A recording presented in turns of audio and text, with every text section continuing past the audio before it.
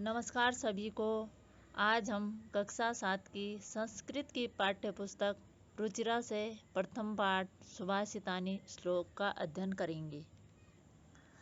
प्रस्तुत श्लोक में कवि ने जल, अन्न और सुंदर वचन को 3 रत्नों की संज्ञा दी है। कवि कहते हैं कि मानवता में ये 3 रत्न समाये हुए हैं, अर्थात मनुष्य को ये रत्न धारण करना चाहिए। इसके अलावा और भी रत्न पृथ्वी पर विद्यमान है। पृथ्वी अनेकों प्रकार के रत्न से भरी है, लेकिन हमें सत्य तथा असत्य के बारे में ज्ञान होना चाहिए, ताकि हम सत्य के द्वारा शौर्य, शक्ति, विनय तथा ऊर्जा प्राप्त कर सके। पृथ्वी त्रीणि रत्नानि जलमन्नं सुभाषितम् मूढ़े पाषाणखंडेषु रत्न संज्ञा विधीयते। इस श्लोक में कहा गया है कि पृथ्वी पर पानी, अन्न और सुंदर वचन ये 3 ही रत्न हैं, लेकिन मूर्खों के द्वारा पत्थर के टुकड़े को रत्न कहा जाता है। अर्थात मूर्ख लोग हीरा, पन्ना, पत्थर के टुकड़ों को ही रत्न कहते हैं। सत्येन धार्यते पृथ्वी, सत्येन तपते रवि, सत्येन वाति वायुश्च सर्वसत्य प्रतिष्ठम्।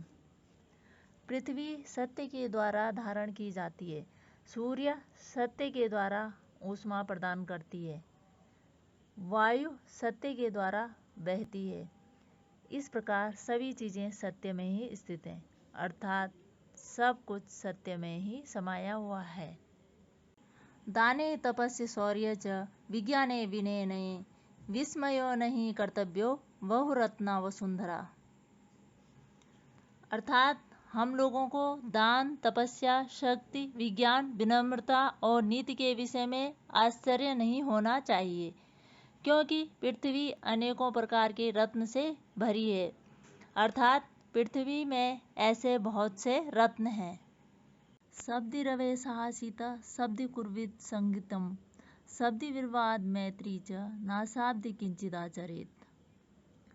हम मनुष्यों को सज्जनों के साथ ही बैठना चाहिए, सज्जनों के साथ संगति करनी चाहिए, सज्जनों के साथ और झगड़ा करना चाहिए, लेकिन दुर्जनों के साथ तो कोई भी व्यवहार नहीं करना चाहिए। अर्थात अच्छे लोगों के साथ ढूंढना चाहिए और उन्हीं के साथ ये सारे व्यवहार करने चाहिए। धन धान्य प्रयोगेषु विद्याया संग्रहेषु च आहारे व्यवहारे च त्यक्तलज्जं सुखी भवेत्।